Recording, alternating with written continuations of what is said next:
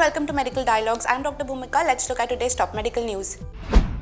At-home bladder cancer test, new urine-based kit may enable early diagnosis. The research team has developed a urine-based diagnostic kit for bladder cancer that can be conveniently used at home. This kit can accurately detect bladder cancer biomarkers without any pre-processing of urine samples. The findings are published in Nature Biomedical Engineering. The research team designed an innovative diagnostic kit by utilizing the principle of water and oil layering to detect bladder cancer biomarkers.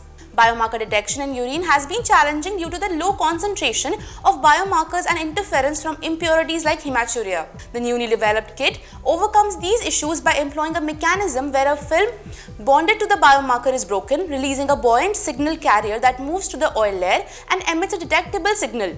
This design prevents interference from impurities like hematuria and amplifies the signal, enabling precise biomarker detection.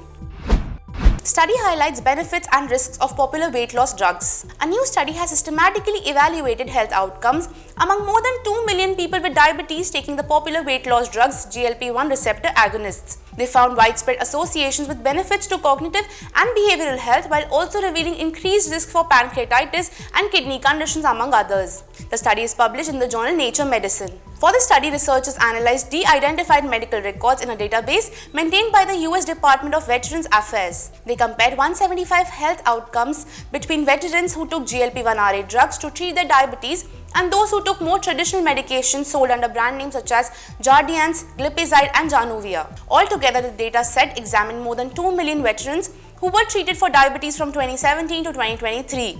Patients included people of diverse ages, races and sexes.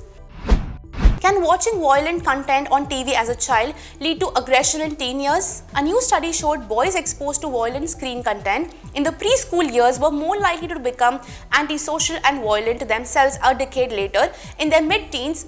In all, researchers looked at 963 girls and 982 boys born between the springs of 1997 and 1998 who were enrolled in the Quebec longitudinal study of child development. Parents reported the frequency of their child's exposure to violent content at ages 3.5 and 4.5 years old.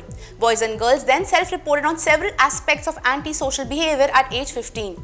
The researchers then conducted analysis to examine whether exposure to violent television content at ages 3.5 and 4.5 years predicted later antisocial behaviors 11 years later. At age 15 for boys only, preschool violent televiewing predicted increase in antisocial behavior.